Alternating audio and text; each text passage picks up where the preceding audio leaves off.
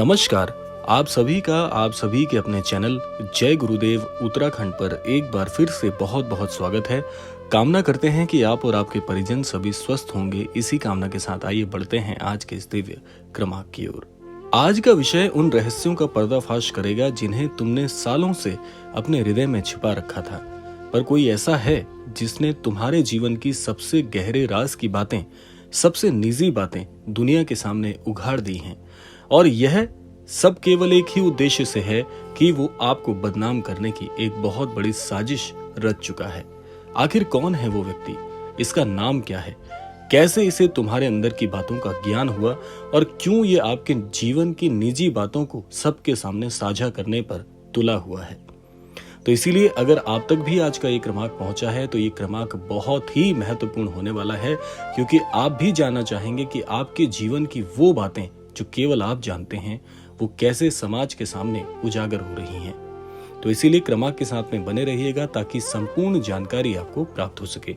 तो आइए बढ़ते हैं आज के इस अद्भुत क्रमांक की ओर। क्रमांक को प्रारंभ करने से पहले एक बात कहना चाहूंगा कि महाराज जी ने एक बहुत ही अद्भुत बात कही है। वो बात है कि जो सत्य को छिपाता है वही सबसे पहले झूठ को फैलाता है।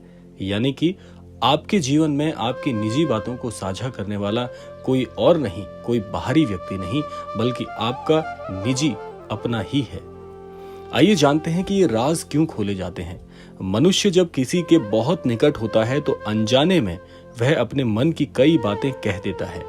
विश्वास के उन क्षणों में तुमने सोचा था ये व्यक्ति तुम्हारा अपना है, लेकिन वह केवल तुम्हारे शब्दों को नहीं सुन रहा था, वो तुम्हारे भविष्य के विरुद्ध हथियार इकट्ठे भी कर रहा था। नीम करौरी बाबा की एक प्रसिद्ध बात है, जो मित्र के वेश में शत्रु हो उसे समय पहचानता है, पर दुख उसे पहले पहचानता है। आइए जानते हैं इस व्यक्ति का नाम, संकेत और पहचान। यहाँ पर सबसे बड़ा प्रश्न उठता है कि ये व्यक्ति आखिर है कौन, जिसके नाम से ही तुम्हारे राजों की तिजोरी टूट गई है।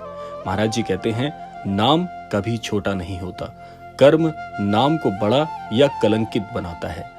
इस व्यक्ति के नाम में तुम्हें एक विशेष कंपन मिलता है। ये बात आपको पहचाननी है कि ये व्यक्ति कौन है, जिसका नाम सुनते ही आपको कुछ रहस्यों की याद आती है, जिसे सुनते ही आपका मन बेचैन हो उठता है।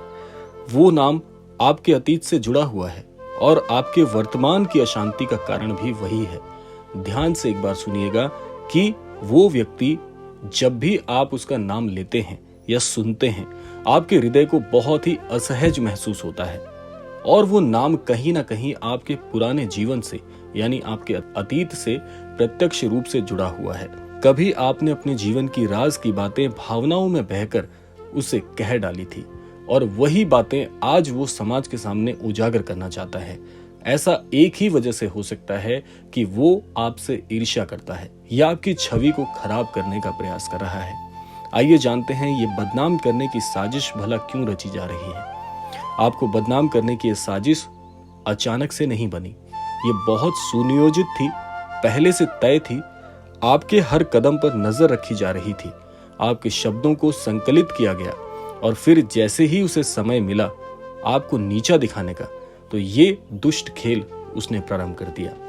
महाराज जी का एक बहुत ही अद्भुत वचन है, जो दूसरों को गिराने में आनंद खोजता है वो आत्मा से पहले ही मृत हो चुका होता है।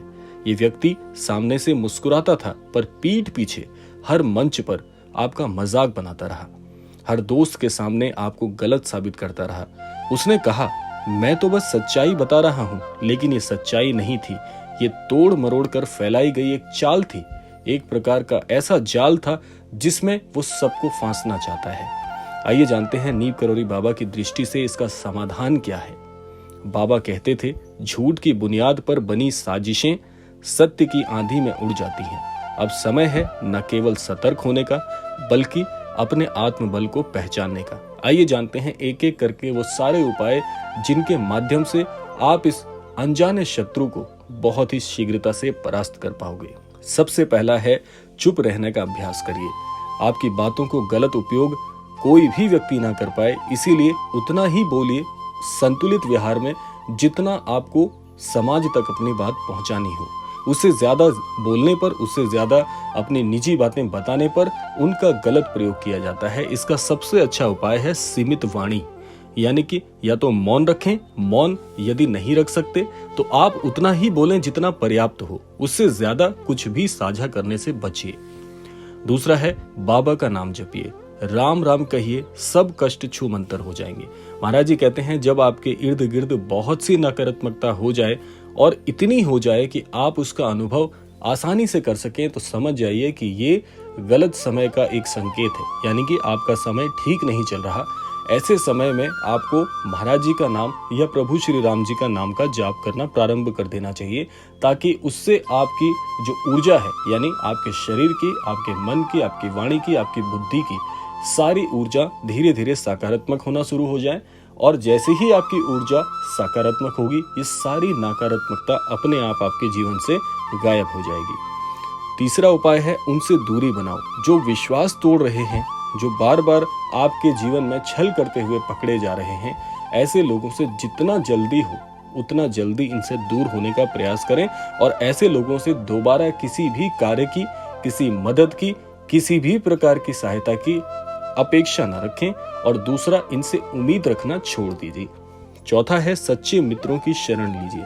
देखिए, आज के समय में सच्चे मित्र मिलना बहुत कठिन है, लेकिन आपके जीवन में जो भी आपके सच्चे मित्र हैं, जो विश्वास पात्र हैं, जो आपके साथ खड़े रहते हैं, ऐसे लोगों का सहारा लीजिए। समय तुम्हें दिखाएगा कि कौन तुम्हारा अपना है।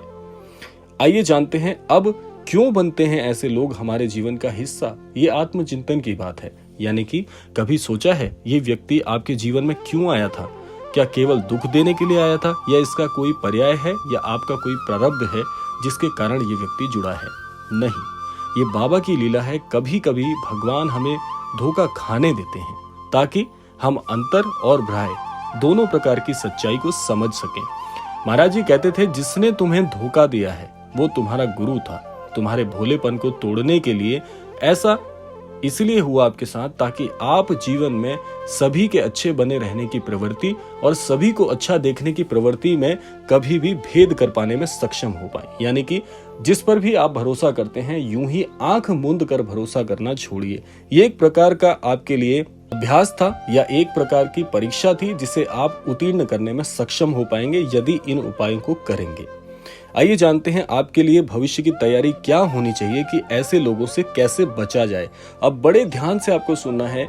अब वो चीज आपको बताने वाले हैं जिससे ऐसे लोगों का पहले तो आपके जीवन में प्रवेश ही नहीं होगा, और किसी भी प्रकार से यदि इनका प्रवेश आपके जीवन में हो जाता है तो इन लोगों के लिए आपकी क्या तैयारी होनी चाहिए। पहला है अपनी भावनाओं को व्यापार मत बनाओ। अपनी भावनाओं को हर व्यक्ति के सामने कहने से ऐसे लोग आपका बहुत ही अद्भुत तरीके से फायदा उठाना शुरू कर देते हैं। आपको किसी भी प्रकार से भावनात्मक रूप से प्रहार करना शुरू कर देते हैं। दूसरा है अपने रहस्यों को अपनी आत्मा में ही रखो। ऐसे रहस्यों को जो केवल आपसे जुड़े हुए हैं और बहुत कम लोगों तक साझा करना यदि आपके लिए आवश्यक हो तो उन्हीं से इनको साझा करें। हर व्यक्ति के साथ अपने अंतर्मन की बात बिल्कुल साझा करने से बचें। तीसरा है हर मुस्कुराता चेहरा भरोसे लायक नहीं होता, क्योंकि ये तो आपका भोलापन है कि आप सभी को विश्वास पात्र मान लेते हैं, सभी पर जल्दी से भरोसा कर लेते हैं। ऐसा करने से बचिएगा। जब तक मित्र की सही परख ना हो जाए तब तक किसी को भी मित्र कहना जरूरी नहीं होता। और अगला है हर नाम पवित्र नहीं होता। देखिए, हर प्रकार के लोग, यहाँ पर नाम का आशय है एक व्यक्ति के परिचय से, यानी कि हर परिचय आपके लिए शुभचिंतक का कार्य करे ये जरूरी नहीं है। ये आपका भोलापन था कि आप हर व्यक्ति को अपना शुभचिंतक मान बैठते हैं, लेकिन समाज में ऐसे लोग बहुत ही कम हैं। बाबा जी कहते हैं जो तुम्हारे बारे में बात करता है वो तुम्हारे लिए नहीं है, ऐसा जरूरी नहीं होता। इसीलिए अब वो समय है जब तुम्हें अपनी शक्ति को जगाना है, सत्य को अपनाना है और उन नामों को पहचानना है जो तुम्हारे विरुद्ध खड़े हैं। यहाँ पर अपनी सूझबूझ और बुद्धिमत्ता का प्रयोग करके देखिएगा कि कौन ऐसा व्यक्ति है जो आपको हमने संकेत बताए कि ऐसे लोग आपके जीवन में कुछ खराब करने की मंशा रखते हैं, आपके राजों को खोल रहे हैं, तो आपको उनका नाम जरूर उजागर हो जाएगा। अगर महाराज जी की कृपा हुई तो ऐसे लोगों से बचने के लिए आप ये कार्य कर सकते हैं, क्योंकि साजिशें रुकेंगी नहीं, पर तुम्हारी चुप्पी एक दिन उनका उत्तर बन जाएगी। राम का नाम लीजिए, बाबा हमेशा आपके साथ हैं और जो सच्चा है वो कभी बदनाम हो ही नहीं सकता। मन में ये प्रबल विश्वास बना लीजिएगा, आपको कोई शक्ति कभी पराजित नहीं कर पाएगी। तो ये था आज का अद्भुत क्रमांक। आशा करते हैं क्रमांक आप सबके लिए बहुत बहुत फलदायी हो। इसी कामना के साथ समय आता है विदा लेने का, और विदा लेने से पूर्व यही कामना करना चाहूंगा कि श्री महाराज जी सभी को सन्मति और सद्बुद्धि की प्राप्ति कराएं और इस संपूर्ण सृष्टि का, इस संपूर्ण लोक का कल्याण हो। इसी कामना के साथ विदा लेते हैं, मिलते हैं अगले क्रमांक में। तब तक के लिए जय श्री राम, जय गुरुदेव, जय उत्तराखंड।